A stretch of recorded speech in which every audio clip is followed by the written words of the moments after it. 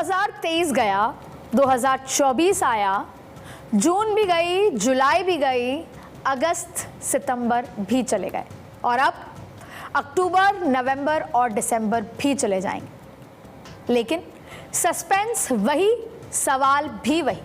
आखिर कौन होगा भारतीय जनता पार्टी का अगला राष्ट्रीय अध्यक्ष? 1980 में पार्टी के गठन के बाद पहले अध्यक्ष अटल बिहारी वाजपेयी बने और अब तक 11 दिग्गजों ने 14 बार पार्टी के अध्यक्ष पद की जिम्मेदारी संभाली है। लेकिन जितना सस्पेंस अभी नजर आ रहा है उतना शायद ही कभी भी रहा होगा। हालांकि मोदी शाह के दौर में फैसले वक्त से पहले पता चल जाएं ऐसा कभी हुआ नहीं, पर सच ये है कि फैसले लेने में इतनी देर हो जाए ये भी अभी तक संभव नहीं था। ऐसा भी अब तक हुआ नहीं था। तो इसीलिए सवाल उठ रहे हैं कि आखिर क्या है बीजेपी के अगले अध्यक्ष के चुनाव का पेच। बीजेपी के मौजूदा अध्यक्ष जेपी नड्डा 2019 में कार्यकारी अध्यक्ष बने। करीब 1 साल तक उन्होंने अमित शाह के साथ अध्यक्ष पद की जिम्मेदारी साझा की और फिर पूर्णकालिक अध्यक्ष बन गए। पार्टी इस बार भी कुछ ऐसा ही करना चाहती थी। जब अगस्त में पार्लियामेंट सेशन चल रहा था, जब हमने कई दिग्गज नेताओं से पूछा कि कब ये तय होने वाला है कि राष्ट्रीय अध्यक्ष कौन होगा या कार्यकारी अध्यक्ष पद पे कौन आएगा, तब हमें ये कहा गया था पार्लियामेंट सेशन के दौरान, जो 9 अगस्त को शायद पूरा हुआ था, उस समय ये कहा गया था कि 15 अगस्त तक सब कुछ तय कर दिया जाएगा। यानी जो अभी चुनाव हैं हरियाणा के या जम्मू कश्मीर के, वो नए कार्यकारी अध्यक्ष के रहते हुए होने थे। रणनीति ये थी कि पहले कार्यकारी अध्यक्ष बने और फिर उसे जेपी नड्डा की गाइडेंस में संगठन चलाने का अनुभव मिले, जिसे हैंडओवर कहा जाता है, ट्रांजिशन पीरियड, और फिर वो पूर्णकालिक अध्यक्ष बन जाए। और ये जो चुनाव, चाहे फिर हरियाणा, जम्मू कश्मीर, महाराष्ट्र, झारखंड, ये तमाम चुनाव कार्यकारी अध्यक्ष के अध्यक्षता में होते और फिर जनवरी में वो पूर्णकालिक अध्यक्ष बन जाते। लेकिन अध्यक्ष पद की गुत्थी सुलझ नहीं रही, तो जेपी नड्डा को फिलहाल एक्सटेंशन पर एक्सटेंशन मिल चुका है और संभावना कमी है कि झारखंड चुनाव से पहले किसी के नाम पर सहमति बने। वजह, क्योंकि संगठन के चुनाव की प्रक्रिया शुरू हो चुकी है और अभी सदस्यता अभियान जब खत्म होगा उसके बाद जो जमीन से लेकर, रूट से लेकर ऊपर तक चुनाव होंगे और फिर जनवरी में जाके राष्ट्रीय अध्यक्ष का चुनाव पूर्ण होगा। यानी कि अब इस संगठन के चुनाव की प्रक्रिया के बीच में कोई कार्यकारी अध्यक्ष नियुक्त नहीं किया जाएंगे। अब आप भी शायद यही समझना चाह रहे होंगे कि आखिर प्रॉब्लम क्या है। जब कार्यकारी अध्यक्ष को बनाना ही था, समय रहते बनाना था, तो फिर जेपी नड्डा को एक्सटेंशन पे एक्सटेंशन क्यों दिया जा रहा है और क्यों इसको लेकर सहमति नहीं बन पा रही? क्योंकि सवाल यहाँ पर है कि कहीं ना कहीं कोई सहमति का बड़ा पेच है। कहने को तो कांग्रेस हो या बीजेपी, दोनों ही जगह अध्यक्ष का चुनाव पार्टी के संविधान के मुताबिक ही होता है। कुछ दिनों पहले आपको याद होगा कांग्रेस में मल्लिकार्जुन खड़गे अध्यक्ष बने, नॉन गांधी, और ये बहुत चर्चित था। मल्लिकार्जुन खड़गे का चेहरा पार्टी ने तय किया और साथ में शशि थरूर ने स्वयं इच्छा जताई कि वो भी चुनाव में पार्टिसिपेट करेंगे।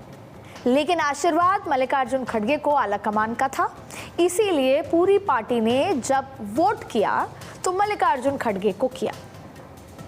अब देखिए, पार्टी के संविधान के तहत बाकायदा वो चुनाव जीतकर अध्यक्ष भी बने। लेकिन इसका सच पूरा देश जानता है कि गांधी परिवार समर्थित खड़गे के सामने शशि थरूर की चुनौती थी और बस दिखावे भर थी और नामांकन भरने के साथ ही खड़गे का अध्यक्ष बनना तय था। ठीक उसी तरह ये उदाहरण देना जरूरी था आपको ये बताने के लिए कि पार्टी में भले ही संविधान के तहत चीजें होती हैं, सारी प्रक्रिया, लेकिन आला कमान की मंजूरी या सहमति जिसका हम बात कर रहे हैं वो बहुत जरूरी है। ठीक उसी तरह बीजेपी में भी पार्टी के संविधान की धारा 19 के तहत राष्ट्रीय अध्यक्ष के चुनाव की व्यवस्था की गई है। धारा 19 के मुताबिक पार्टी के अध्यक्ष का चुनाव एक निर्वाचक मंडल द्वारा किया जाएगा। इसमें राष्ट्र परिषद और प्रदेश परिषदों के वर्णित सदस्य होंगे। पार्टी के संविधान में कहा गया है कि यह चुनाव राष्ट्र कार्यकारिणी द्वारा निर्धारित नियमों के मुताबिक किया जाएगा। लेकिन बीजेपी के संविधान से इतर जो सबसे बड़ा सच है वो है अध्यक्ष वही बनेगा जिस पर बीजेपी को भी ऐतराज ना हो और आरएसएस संघ की भी सहमति हो। यही सारा पेच है। तो इस लिहाजा मौजूदा समय में मेरे हिसाब से बीजेपी का अध्यक्ष जो भी बनेगा उसके लिए 4 योग्यताएं बेहद जरूरी हैं। सबसे पहले उसे लेकर बीजेपी संघ दोनों का सहमत होना जरूरी है। दूसरा ये कि वो संघ के सुझाव सीधे प्रधानमंत्री तक पहुंचा सके। ये बहुत महत्वपूर्ण पॉइंट है जिसे समझना जरूरी है। प्रधानमंत्री मोदी और अमित शाह की बातों को संघ तक पहुंचा सके और संघ और बीजेपी का कार्यशैली और संस्कृति को बखूबी जानता हो और बरकरार रख सके। कहीं ना कहीं संघ को ये लगता है कि संगठन में बहुत सारे बदलाव हुए और अब जो नया संगठन है वो कहीं ना कहीं संघ की अनदेखी करता है या संघ को उस तरीके से नहीं समझ पाता संघ की भावना जो शायद पहले के अध्यक्ष समझा करते थे। ये तमाम वो बातें हैं जिस पर सहमति होना जरूरी है, तब जाके किसी एक नेता पर, व्यक्ति पर संगठन के मोहर लगेगी। अब देखने समझने में ये योग्यताएं मामूली लग सकती हैं, लेकिन सच्चाई ये है कि योग्यताओं के इसी चक्रव्यूह में बीजेपी के अगले अध्यक्ष का चेहरा भी छिपा हुआ है और देरी भी हो रही है। मेरे जानकार सूत्रों के मुताबिक कई नामों को लेकर चर्चा हो चुकी है, क्योंकि मैंने आपको कुछ देर पहले कहा था कि अगस्त में एक माहौल ऐसा बन गया था कि लगभग नाम तय होने वाला है कार्यकारी अध्यक्ष का, लेकिन नहीं हो पाया। वजह यही तमाम मसले कि संघ की तरफ से इस बार कुछ बातें रखी गई हैं और वो चाहते हैं कि इस बार का राष्ट्रीय अध्यक्ष पार्टी और संघ के बीच में एक सहमति, पार्टी और संघ के बीच में तालमेल और इस बदलते हुए राजनीति में संगठन को अपने पुराने रूट से जोड़कर रख सके, ऐसा कोई राष्ट्रीय अध्यक्ष चाहिए। और सबसे महत्वपूर्ण, ऐसा अध्यक्ष जो सीधे प्रधानमंत्री से बात कर सके। अब देखिए, सहमति अभी तक नहीं बन पाई है, ये तो जाहिर तौर पे है क्योंकि देरी हो रही है या अब चुनाव आ चुके हैं। लेकिन अध्यक्ष पद को लेकर हुई मीटिंग में संघ की ओर से महासचिव दत्तात्रेय होसबोले और संयुक्त महासचिव अरुण कुमार की मौजूदगी में साफ इशारा कर रही है कि संघ की सहमति होगी तभी अध्यक्ष पद पर बात बनेगी। हालांकि संघ और बीजेपी की कार्यप्रणाली को समझने वाले ये बखूबी जानते हैं कि संघ अपनी ओर से कोई नाम आमतौर पर आगे नहीं करता, लेकिन जिन नामों को लेकर बीजेपी चर्चा करती है उस पर संघ अपनी राय जरूर देता है। और ये सिर्फ राष्ट्रीय अध्यक्ष के लिए नहीं है, जब भी किसी प्रदेश में प्रदेश अध्यक्ष का भी चुनाव होता है तो कुछ 4 नाम जाते हैं संघ की सहमति के लिए, या संघ एक इशारा करता है जिसे सहमति ही कहा जाता है। तो ये राष्ट्रीय अध्यक्ष के लिए भी है और प्रदेशों में जिस तरीके से प्रदेश अध्यक्ष चयन किए जाते हैं उसमें भी है, और संघ की राय ही उसकी सहमति और असहमति का पैमाना बन जाती है। तो अब मैं यहाँ आपको वो नाम बताऊंगी जिनको लेकर संघ और बीजेपी मंथन कर चुके हैं और कई पर मंथन चल रहा है, और साथ ही साथ ये भी बताऊंगी कि आखिर क्यों उन नामों की चर्चा हुई और क्या उस पर सहमति की संभावनाएं हैं। अब देखिए, भारतीय जनता पार्टी भी इस बार सोच समझ के कदम आगे बढ़ा रही है। जाहिर तौर पे जिस तरीके से नरेंद्र मोदी अमित शाह की कार्यप्रणाली है उसमें 2 चीज़ें बहुत महत्वपूर्ण हैं, सीक्रेसी और सरप्राइज। इसीलिए 2014 से लेकर अब तक इन दोनों की जोड़ी में सीक्रेसी, चाहे संगठन हो, चाहे सत्ता के कोई बड़े फैसले हों या आगामी कोई बड़ी घोषणाएं हों, सीक्रेसी बहुत महत्वपूर्ण है और वहीं सरप्राइज एलिमेंट भी। इसीलिए इस बार भी ये माना गया था कि राष्ट्रीय अध्यक्ष का जो नाम आएगा वो सरप्राइज देगा, चौंका देगा। लेकिन अब बात सहमति की है जिस पे कई नामों पर चर्चा हो रही है। सूत्रों के मुताबिक संघ की ये इच्छा थी कि संजय जोशी और राम माधव को बीजेपी संगठन में जिम्मेदारी दे, बीजेपी संगठन में जिम्मेदारी दे, जिसके बाद राम माधव की जम्मू कश्मीर के प्रभारी के तौर पर वापसी हुई।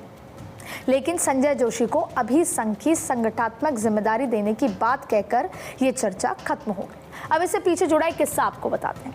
ये माना जा रहा है और आरएसएस से जुड़े सूत्र जो हैं वो इस बात की तस्दीक कर रहे हैं कि कुछ समय पहले, साल भर पहले की बात आप समझ लीजिए, और ऐसा नहीं है, 2014 में भी जब कभी संघ और बीजेपी के बीच में चर्चाएं हुई 2 बड़े नेताओं के बीच, तब ये कहा गया, जैसे राम माधव के लिए बात कही गई कि वो अपनी सेवाएं पार्टी को देना चाहते हैं, और मुझे संघ की तरफ से मानना था कि हमें लगता है कि उनकी सेवाओं का सही जगह उपयोग होना चाहिए, और ऐसा हुआ भी।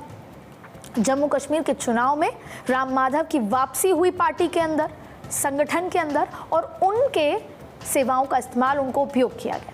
अब बात है संजय जोशी, जिनका जिक्र बार बार चल रहा है। तो सवाल है कि संघ की तरफ से सुझाव था 2014 में भी कि बहुत ऊर्जावान व्यक्ति हैं, मेहनती हैं, उनका किसी न किसी जगह पार्टी इस्तेमाल कर सकती है जहां पर ज़रूरत हो। हालांकि उसके बाद वो आगे बात नहीं बढ़ी, नतीजा आपके सामने। अब देखिए, मीडिया के अंदर गलियारों में संजय जोशी को बीजेपी के अध्यक्ष बनाए जाने को लेकर अटकलें का बाजार जो है वो काफ़ी गर्म है, और संजय जोशी को लेकर चर्चाएं ज़बरदस्त हैं। लेकिन हमारे सूत्र बताते हैं कि संजय जोशी को लेकर केवल संगठन में किसी काम, एक पद की बात हुई है, ना कि राष्ट्रीय अध्यक्ष पद को लेकर कोई चर्चा की गई। अब सवाल है कि क्या संजय जोशी हो भी सकते हैं चर्चाओं के मुताबिक बीजेपी के अगले अध्यक्ष? अब मेरे सूत्र यही बताते हैं कि ऐसा मुमकिन नहीं है। इसकी सबसे बड़ी वजह यह है कि बेशक संजय जोशी को लेकर संघ की सहमति आप मान लीजिए 40-50% हो भी जाए, लेकिन बीजेपी संगठन में इस वक्त उनके लिए समर्थन की भारी कमी है। और इतना ही नहीं, पिछले 1 दशक से ना तो उनके नाम पर पार्टी या संघ से जुड़ी कोई बड़ी उपलब्धि है, और ना ही वो सोशल इंजीनियरिंग के इस फॉर्मूले में, यानी कि आज की आधुनिक राजनीति में सोशल इंजीनियरिंग बेहद महत्वपूर्ण है, और उसमें वो फिट नहीं बैठते। इसीलिए संजय जोशी के नाम पर सहमति बने, इसकी उम्मीद बेहद कम है। और जैसा मैं आपको बोल चुकी हूँ कि राष्ट्रीय अध्यक्ष पद की बात नहीं है, चर्चाओं में भले ही उनका नाम जबरदस्त चल रहा हो। दूसरा नाम है शिवराज सिंह चौहान। आज से नहीं, मध्य प्रदेश के चुनाव से उनका नाम राष्ट्रीय अध्यक्ष पद की रेस में आगे दौड़ रहा था। जब वो मुख्यमंत्री नहीं बने तब भी इस बात का जिक्र बार बार हुआ कि अब तो शिवराज सिंह चौहान पार्टी की कमान दिल्ली जाकर संभालेंगे।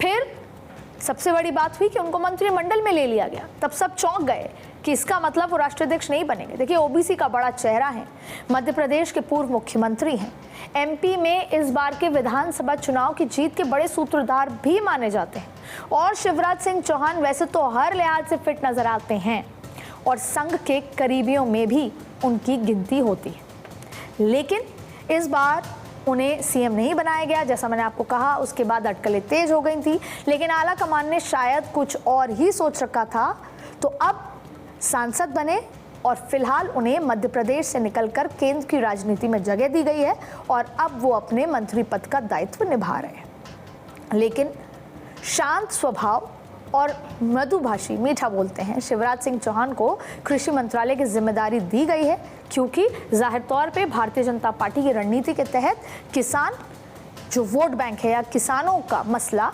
शिवराज सिंह चौहान अपने स्टाइल से अच्छे से मैनेज कर सकते हैं। इसीलिए अध्यक्ष पद पर संघ चाहे उन्हें समर्थन दे भी दे, लेकिन पार्टी शायद अभी उन्हें सरकार से निकालकर संगठन में लाने की जल्दबाजी नहीं दिखाना चाहती, और वजह हमने आपको बताई, क्योंकि अभी वो एग्रीकल्चर मिनिस्ट्री का बड़ा दायित्व संभाल रहे हैं जहां पर उनकी ज़रूरत है। अब इसी रेस में जिस तीसरे नाम का मैं जिक्र करने वाली हूं वो है वसुंधरा राजे, राजस्थान की पूर्व मुख्यमंत्री। वसुंधरा राजे का नाम राजस्थान में तो बड़ी तेजी से चल रहा है, दिल्ली के गलियारों में भी वसुंधरा राजे के राष्ट्रीय अध्यक्ष बनने की बातें सोशल मीडिया, व्हाट्सएप और पॉलिटिकल कॉरिडोर्स में भी चल रही हैं। वसुंधरा राजे महिला हैं, राजस्थान की पूर्व मुख्यमंत्री रही हैं, और मायका राजपूत घराने से है तो शादी जाट घराने में हुई है, यानी सोशल इंजीनियरिंग में बहुत फिट बैठती हैं। बहु गुर्जर समाज से आती हैं उनकी, और इस लिहाज से वो खुद को सभी जातियों का प्रतिनिधि मानती हैं, और इन सब से बढ़कर संघ की करीबी भी वो हैं।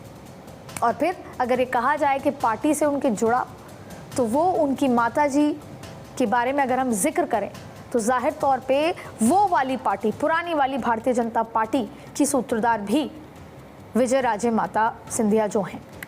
इस लिहाज से वसुंधरा राजे का नाम भी अध्यक्ष पद के हिसाब से मुफीद लगता है। लेकिन क्या ऐसा होगा, ये सवाल अभी भी है, एक प्रश्न चिन्ह अभी भी है। और संघ भी शायद उन्हें 50% तक समर्थन दे दे, क्योंकि संघ से ही निकलकर उनका नाम आया है, और यही बात आई है कि संघ की तरफ से कुछ चुनिंदा नामों में वसुंधरा राजे के नाम की गिनती हुई है, लेकिन बीजेपी में अभी इनकी स्वीकार्यता है या नहीं, ये सवालों के घेरे में है। क्योंकि अगर पुराना थोड़ा सा जब वो मुख्यमंत्री थी और उनके कई ऐसे मसलों पर असहमति थी केंद्र के साथ, उसको देखकर यही नजर आता है। और फिर उनको इस बार भाजपा की जब सरकार आई राजस्थान में और मुख्यमंत्री नहीं बनाया गया, तब से कहीं ना कहीं ये बात समझ आती है कि वसुंधरा राजे और केंद्र सरकार के बीच या केंद्र के संगठन के बीच सब कुछ सामान्य नहीं है। वसुंधरा राजे बेशक पार्टी की उपाध्यक्ष हैं, लेकिन राष्ट्र पटल पर उनकी कोई बड़ी जिम्मेदारी नजर नहीं आती है। साथ ही साथ आरक्षण जैसे मुद्दों को लेकर जिस तरह से बीजेपी विपक्ष के सवालों का सामना कर रही है, वैसे में उन्हें अध्यक्ष बनने भी एक जोखिम की तरह हो सकता है उनके लिए। और इन सबसे बढ़कर बीजेपी के मौजूद जो नेतृत्व है मौजूदा, उससे उनके मतभेद को लेकर भी गाहे बगाए अटकलें लगती जा रही हैं। 2023 के सर्द दिसंबर को कौन भूल सकता है, जब अचानक जयपुर की गर्मियों वाली तपिश दिल्ली आ पहुंची थी। राजस्थान, मध्य प्रदेश और छत्तीसगढ़ के जब सीएम बनाए गए और रसाकशी चल रही थी, इसी बीच वसुंधरा मीटिंग करने लगी और दिल्ली आने से पहले जयपुर में वसुंधरा ने 40 विधायकों की मीटिंग की। तो दिल्ली तक माहौल तैयार हो गया। आलाकमान ने फौरन फोन कर लिया तो वसुंधरा ने कह दिया कि पार्टी की लाइन और अनुशासन वो जानती हैं और उसका पालन भी कर रही हैं। खुद वसुंधरा राजे सीएम नहीं बनी और उन्हें ही भजन लाल के नाम का ऐलान करने को कहा गया, लेकिन उनके चेहरे के हाव भाव जाहिर तौर पे मंच पे सबने देखे थे। और ये कोई पहली बार नहीं हुआ। पिछले लंबे समय से आलाकमान के साथ खटपट सबके सामने उनकी नजर आई है। ऐसे में वसुंधरा संघ के साथ मोदी शाह की भी पसंद होंगी, ये कहना मुश्किल है। अब इसके अलावा जिन नामों को लेकर चर्चा सुनाई पड़ती है, उसमें नितिन गडकरी, देवेंद्र फडणवीस और विनोद तावड़े हैं। विनोद तावड़े भारतीय जनता पार्टी की पसंद, संगठन के जो बड़े नेता हैं उनकी पसंद माने जाते हैं, लेकिन संघ की पसंद के लिए अभी कहना मुश्किल है। वहीं देवेंद्र फडणवीस, नितिन गडकरी ऐसे नाम हैं जो संघ के करीबी भी हैं और भारतीय जनता पार्टी में भी अपनी अच्छी, जिसे बोलते हैं मिलनसार, बनाए रखा है। अब तीनों महाराष्ट्र से आते हैं, संघ के साथ अच्छे रिश्ते भी हैं और कुछ दिनों बाद महाराष्ट्र में चुनाव भी होने हैं। इसीलिए ये चर्चा तेज थी कि क्या कोई व्यक्ति महाराष्ट्र से राष्ट्रीय अध्यक्ष बनाया जा सकता है, जिसमें इन तीनों का नाम जबरदस्त तेजी से चला था। लेकिन जानकार सूत्रों के मुताबिक गडकरी फिलहाल अध्यक्ष की कुर्सी संभालने के लिए तैयार नहीं। ऐसे में मराठा समुदाय से आने वाले विनोद तावड़े को लेकर बीजेपी और संघ दोनों शायद सोच सकते हैं, लेकिन मैंने आपको कहा कि संघ की सहमति कम, लेकिन भाजपा की सहमति ज्यादा होगी, क्योंकि विनोद तावड़े बिहार के प्रभारी भी हैं और हाल में दोनों में उन्होंने बीजेपी हाईकमान का भरोसा भी जीता है और करीबी हैं, खासतौर पर पिछली कुछ राजनीति अगर देखी जाए पिछले कुछ समय से। और इतना ही नहीं, वो बीजेपी में संघ से ही आए थे और दोनों ही जगह पर उनके अहम पद भी उन्होंने संभाला था। पर मौजूदा समय में भी क्या वो संघ की उम्मीदों पर खरा उतर सकते हैं, इसको लेकर अभी संशय बना हुआ है और फिलहाल उनके नाम की चर्चा पर भी विराम लगता नजर आ रहा है। एक और नाम जिसको लेकर चर्चा बड़ी तेज है वो है धर्मेंद्र प्रधान, सबसे महत्वपूर्ण और डार्क हॉर्स भी। फिलहाल भले ही वो सरकार में हैं और वैसे अखिल भारतीय विद्यार्थी परिषद यानी एबीवीपी से राजनीति की शुरुआत करने वाले धर्मेंद्र प्रधान बीजेपी आलाकमान के गुड बुक्स बेहद करीबी में। एक समय ऐसा था कि अमित शाह, पीयूष गोयल और धर्मेंद्र प्रधान से मिले बिना उनका दिन पूरा नहीं होता था।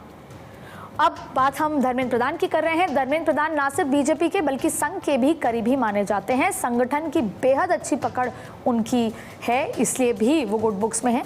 लेकिन फिलहाल केंद्र सरकार में उनको एक बड़ा दायित्व दिया गया है, उस दायित्व को वो बेहतर तरीके से निभा रहे हैं। लेकिन फिर भी जानकार सूत्र बताते हैं कि भारतीय जनता पार्टी उस डार्क हॉर्स के तौर पर अभी भी धर्मेंद्र प्रधान को देखती है, क्योंकि वो मोदी, अमित शाह के करीबी हैं, संगठन को समझते हैं और आरएसएस के भी चीज़ों को, संस्कारों को, तौर तरीके को बेहतर तरीके से समझते हैं। सवाल एक बार फिर है कि क्या इतने बड़े दायित्व से बाहर निकलकर वो संगठन की जिम्मेदारी लेना चाहते हैं या नहीं, लेकिन इस पे फाइनल मोहर संघ और बीजेपी की सहमति के साथ ही बनाई जाएगी। मिला जुलाकर सारे मंथन के बाद अब ये कयास लग रहे हैं कि पेच कहाँ फंसा है। वैसे तो ये किसी भी पार्टी का अंदरूनी मसला है, लेकिन पार्टी अक्सर इन पदों के तैनाती करके बड़ा संदेश देती है। चाहे फिर वो सोशल इंजीनियरिंग हो या कौन किसका करीबी हो, ये एक बड़ा संदेश होता है और काम काज करने का तरीका भी। जैसे कांग्रेस ने मल्लिकार्जुन खड़गे को अध्यक्ष बनाकर दलित समुदाय के लोगों को संदेश दिया और साथ में वो सोनिया गांधी, राहुल गांधी के राइट हैंड भी माने जाते हैं, ठीक वैसे ही भारतीय जनता पार्टी भी संदेश देना चाहती है पद पर किसी व्यक्ति को बिठाकर, चाहे फिर वो सोशल इंजीनियरिंग हो, चाहे ये कि वो आलाकमान के बेहद करीबी हैं और वो वैसा ही काम करेंगे जैसा सत्ता संगठन के लिए मुफीद होगा। अब माना यह भी जा रहा है कि जिस तरह से कांग्रेस आरक्षण और संविधान जैसे मुद्दों पर बीजेपी के खिलाफ हमलावर है, वैसे में पार्टी का अगला अध्यक्ष ओबीसी या दलित समुदाय से ही होना चाहिए। लेकिन होगा कौन, ये सस्पेंस है, समीकरणों में उलझा हुआ है और सहमति में भी। और फिलहाल तो यही माना जा रहा है कि अभी जेपी नड्डा की अगुवाई में ही मंडल जिलाध्यक्ष के चुनाव के बाद प्रदेश परिषद और केंद्र परिषद के सदस्यों का चुनाव होगा। इन चुनाव के बाद ही प्रदेश अध्यक्ष के चयन की प्रक्रिया शुरू होगी और तब जाकर अध्यक्ष का चुनाव होगा और ये प्रक्रिया पूरी होते होते ये साल गुजर जाएगा। यानी तब तक इंतजार का इम्तिहान पार्टी भी दे रही है और हमें भी देना होगा। लेकिन इस पूरे डिस्कशन के बीच में एक शब्द है जिसे आप मत भूलिएगा, सहमति। बीजेपी और संघ की सहमति के बाद ही अब अगला अध्यक्ष नियुक्त किया जाएगा। आज के पॉलिटिकल कॉरिडोर में इतना ही। अगली बार फिर मुलाकात होगी किसी और राजनीतिक विश्लेषण के साथ। नमस्कार।